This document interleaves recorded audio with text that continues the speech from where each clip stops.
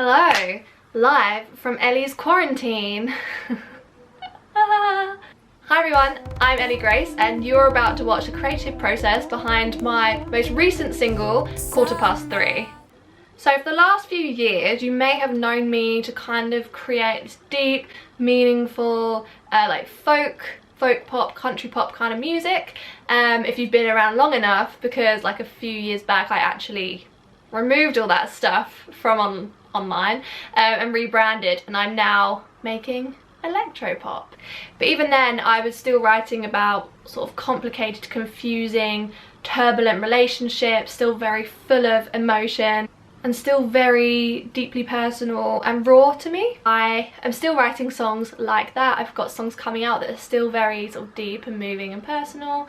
However, I sort of was in a place where I was like, I think I want to release a song that's less me and more universal. I wanted to write something that was a bit more fun, just doesn't take itself too seriously, something we can all be like, girl, yeah, I've been there, but that isn't sort of gonna have a music video of me like sobbing in the bathtub. See halved. And that's kind of how 3:15 was born. So if you haven't heard my latest song, 3:15, obviously the links will be down in the description. You maybe should check it out first, just so you have a bit of reference to what I'm talking about.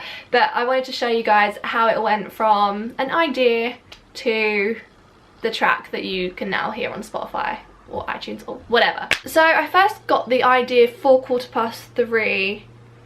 Well, it wasn't named 3:15 yet, but I got the idea for the track when I was on the bus home from a late shift when I worked at my old job, and I was kind of having one of those looking out of the window moments, you know, and you're watching the world go by and you're reflecting, and I thought, oh, it'd actually be quite a cool idea to have a song written about this moment. I kind of wanted it to be fun and kind of playful, so I thought this is how the idea was kind of born, about writing a song about being on your way home in the back of a cab after a night out when you've been out drinking and partying, because most of us have been there. Most of us have finished a night out, got in the cab, and on the way home you're just feeling like death and you're thinking, what have I done?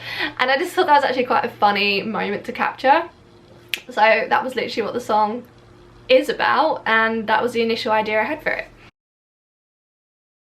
So usually when, well actually I say usually, I'm pretty much every single time I start writing a song, the process starts with an idea, obviously, an idea that I then record into a voice memo on my phone, a very like quick draft of the idea. So I'm actually going to show you a few of the voice notes that I recorded when I was first coming up with 3:15.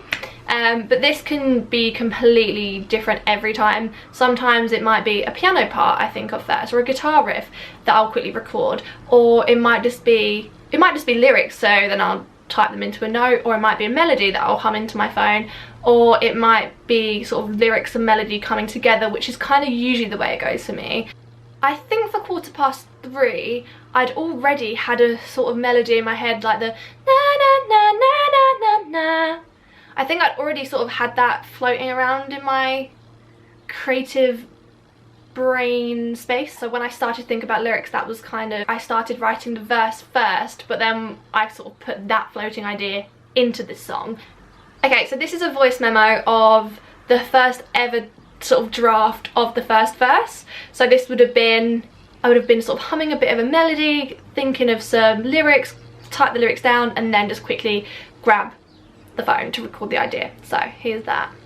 Sunrise, black cab, I'm sprawled out over the back, trying to stop the world from spinning. So you can tell from that, you can kind of get a similar melody to how it ended up being, but the melody is quite different, but the lyrics actually stayed, I think, exactly the same. I'll continue. Whole night is a blur, just saw some girl throw up on the curb. But it's a lot more like da, da, da, da, da, da, da, whereas it ended up being I'm sprawled out over the back. It's ended up being a lot more linear. Why won't my driver just stop talking? Piccadilly lights through my window to pride. I just wanna call it a night. So that Piccadilly Lights pre-chorus section actually ended up being pretty similar on the actual version. Piccadilly lights shine. Yeah, that all stayed pretty much the same. So that was the first draft of that. So I think once I had that verse idea, I had the lyrics, I kind of knew, okay, so it's going to be setting up the scene of being in the cab and you're stopping the world from spinning because, you know, you're feeling pretty drunk, the night's a blur, you're looking out the window, you're just seeing some girl be sick, and it's just setting up that whole image of just ugh. Once I had that idea down, I was then thinking chorus. When I first have a session of writing a song, I will at least want to walk away from that session, even if it's just a solo session, at least with first verse to the end of the first chorus. I mean, I'd like to try and finish the song, but that's like the very minimum I'd walk away with. So once I'd done that verse, I'd then be thinking, okay, chorus. So I told you I had this kind of da-da-da-da-da-da idea going on. I had the idea, it's 3:15, wanted to set up the idea because I'm not on my way home at a reasonable time. It is a messy night. But actually the first idea I had for the chorus lyrics were actually completely different to what is on the record. I will play them now, then we can sort of compare the differences. And now it's 3:15 in the night, and I just can't keep my head dead quiet, and I always only to find a light. So this is something that happens very regularly as well when I'm writing into my voice memo. If it is more of a melodic thing I want to remember, I'll just say nonsense words. So I'll be saying sentences that don't really make sense, or I'll just be mumbling things that aren't real words just to get the sort of melodic and rhythmic idea down. So I obviously had the 3:15 idea here, but the rest was completely different. So the lyrics you actually hear it in the final release song, in the chorus, go, it's 3:15 and I'm tired, my credit card has just expired, and I don't want to pick up these phone numbers I don't recognise. That's like the first half of the chorus. And this initial version, the lyrics are completely different. And now it's 3:15 in the night. So it's 3:15 in the night. And I just can't keep my head dead quiet. And I just can't keep my head to stay quiet? Like, what does that even mean? And I always only to find a light. No idea what I was saying there. So I obviously just wanted to get that melody down. And the melody changed completely as well. This is more like na na na na na na na na na na na na na na na. But it ended up being, it's 3:15 and I'm tired, my credit card has just expired, and I don't want to pick up these phone numbers I don't recognize. So very different. So then the next thing that I would do with the song, I actually took this to the piano, started putting chords to it. At the moment, for some reason, I'm just finding the piano a lot easier to write to. But I was playing chords to it, and I was like, oh, okay, writing more of the song. But the next voice note I have was, I think I probably got to a point on the piano where I got a bit stuck, and I was like, oh, I don't know where to go with it next. So I picked up the guitar and started sort of strumming the chords and singing along to it. And sometimes, literally, if you're stuck on a song, just changing up the instrument you're writing it on can make the world of difference, because it's like a new sound and you get new rhythm ideas, and it's just an equation that creates you to think in a different way to how you would have done if you would just stuck on the first instrument you picked up. So I've just got a very rough voice note of me just like strumming out some chords and singing an updated version. Sunrise, black cab, I'm sprawled out over the back. So that sounds so bad, but that sprawled out over the back, that was actually on the first few demos I made until I sort of sent the song to a few people, and I just wasn't loving that riff, and someone said to me, like, take the riff out, it doesn't need to be there, and it just is a bit like jarring. So you'll hear it on this, and you'll hear it when I play you the first demo I made, but yeah, that got taken out because it just wasn't working. And even now when I try and sing, I always fall flat. Also, it sounds so sweet and cute on the guitar, and this is such a different vibe, but hey. Trying to stop the world from spinning, the whole night is a blur. Just saw some girl throw up on the curb. Why won't my driver just stop talking? So you can hear in this version it's starting to sound more like it actually sounds on the recording. Let's just see what the rest of this voice note sounded like. Piccadilly lights shine through my window too bright. I just wanna call It's 3:15 and I'm tired. My credit card is just expired, and I don't wanna pick up these numbers that I don't recognize. Drunk, high, and so confused. Okay, so yeah, this is what I thought. So the whole like sort of first section of the song obviously sounded pretty much the same as what you hear, but this chorus I still hadn't figured out. The second half of the chorus, I had some lyrics I wanted to use that you hadn't heard in that previous voice note. I knew I wanted to do the drunken, high and confused thing, but I hadn't figured it out yet, so let's listen to that. Drunk, high, and so confused why I ever came here without you. So I did drunk, high, and so confused why I ever came here without you. And in the finished version it's drunken, high, and confused why I ever came here alone tonight. So it's a subtle difference, but it changes the flow completely. And I also didn't want to have a you in the song. I decided later on I wanted to take out the you because I didn't want it to be a love story. I didn't want it to be a breakup story. I didn't want it to be a, oh, I shouldn't have come out here without you. I was like, no, I'm writing a song about me on my night out, making my own mistakes. I'm not going to bring a you into the song. This isn't about a partner, or it's not about someone I wish I'd been there with and, oh, why did I come here without you? Took it out. So let's just finish listening to that section. I ever came here without you. When lonely's just another excuse. Yeah, so the idea at this point was being like, I don't know why I came here without you. Lonely's just an excuse. Like, I'm just saying to myself, oh, I've come out and got drunk, but I'm lonely. But then I realised, yeah, as I say, I didn't want to write a song about being lonely, being heartbroken, being sad. This next little voice note is just a super short one that I found quite funny because you can hear that I'm running a bath. So I obviously just finished my little writing session, went to run a bath, and I was still thinking about it. It's 3:15 and I'm tired. My credit card is just expired, and I don't wanna pick up these phone numbers I don't recognize. Drunk and stoned and so confused why I ever came out without you. I just wanna be home, and I wish I hadn't grown these shoes. So that was just another idea I had. Drunk and stoned and so confused. By the way, I don't even smoke weed. I don't get stoned. I don't know why I was, but whatever. I just think that last little line was quite funny that I put in was, I just want to be home and I wish I wasn't wearing these shoes. That lyric didn't make the final cut, but I actually think that is quite funny. Like, we've probably all been there on a night out when we're like, damn, I wish I chose some different shoes. These are killing me.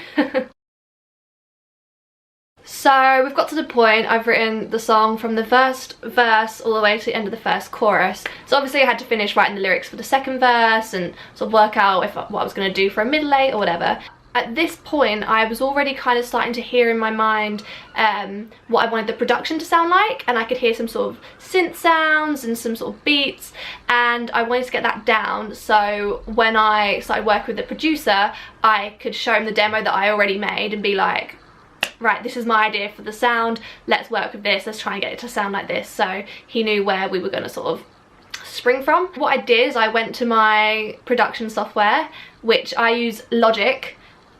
Don't drag me, I still use Logic 9. I know Logic 10 came out about 5 years ago, but Logic 9 is what I learned on and I've just never updated it, so don't come for me. So I went to Logic, and kind of similarly to what I said about changing up instruments when you get stuck halfway through writing a song, I often find that taking it to production and starting to lay down some beats and laying down some synths and then laying a vocal over that opens up so many possibilities and allows my writing to start flowing a lot quicker, and then I can sort of just finish the song a lot quicker along to the sort of track that I can imagine it sounding like. I'm not a producer by any means, but I can produce well enough to sort of make a demo to show a real producer, and then we work on it from there. So with this, I think I probably started with a beat. I remember finding a really cool loop drum beat that I sort of dragged into my software, and I then edited it. It was a MIDI file, so I manipulated it, I changed some bits, made it my own, made it how I wanted it to sound. Yeah, I really liked it. So I'll show you how that beat started.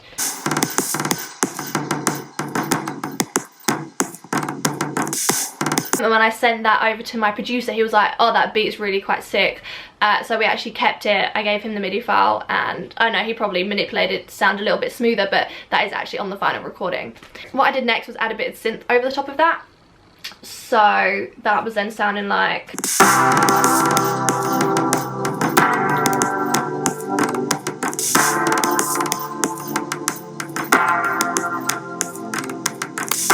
So that's actually just an electric piano that I've put over the top, just playing the chords that obviously I wrote the song to. And that was it for the verses. So then I recorded my vocal over that. Sunrise, black cab, I'm sprawled out over the back. I then added another drum beat, another drum loop for the pre-chorus. This didn't like make the cut. And then in the chorus I wanted to add, so obviously the drum beat changed again, but I also wanted to add some synth. So let me play the synth line that was sort of in my head. I wanted to mimic the vocal melody in the synths. So let me just play.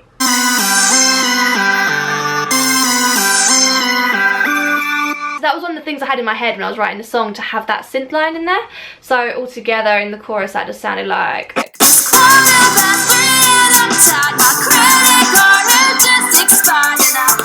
That was what the demo would sound like with those synths. And the only other thing I put in, which also did make it onto the actual track, was when I'm singing the lyrics, I don't want to pick up these phone numbers I don't recognise. There's this little, it's called bell crystal, this like ringing sound. I'll just play it.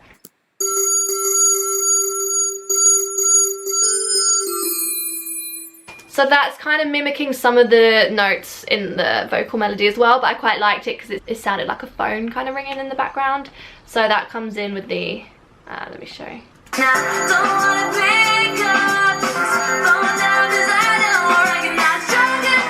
So the demo was done. We've got the little synth ideas, more drum beats, and then I've just left space for the second verse to be written, and then back into the pre and the chorus.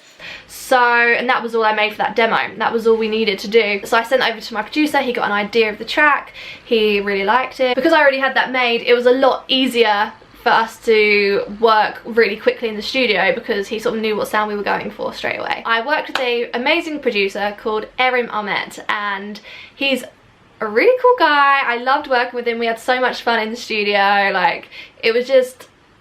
it was a good vibe. Lots of tea was drunk within the process of recording this song. Basically just take what I'd already done and made it better, add new elements, put cool effects on things, and before long we were recording vocals, and you know, the rest is kind of history. Honestly, the song was finished in just a few sessions, maybe like 3 sessions. They're probably just tweaks, you know, it's kind of a relationship you have with your producer while they're mixing things at home, and they send them over to you and you give feedback, and then you might go back in and change some things. And then Erim actually mastered the track for me as well, so that was a touch. I didn't have to find someone else to master the song. And then it was ready, and I had the final master sent to me, and then I just sent it to my distributor, which is AWOL, so Artist Without a Label, and scheduled the release, and now the song is out for you all to enjoy. I hope you found this kind of interesting. It was just a little look into my creative process. I would love for you to go and stream it. 3:15 by Ellie Grace, available on all platforms.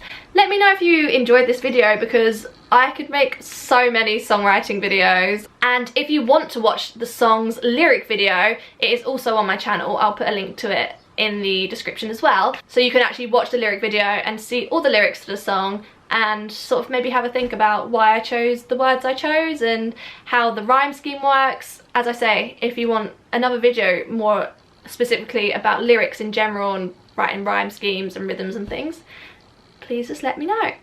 Thank you so much for watching this video. It's been nice to get back and, you know, just do something a little bit creative during quarantine. I really hope you're all keeping safe and healthy and following government guidelines in these times. I don't want to make it about that, but I just hope you're all looking after yourselves. And yeah, thank you so much for watching. I'll catch you in my next video. Bye guys.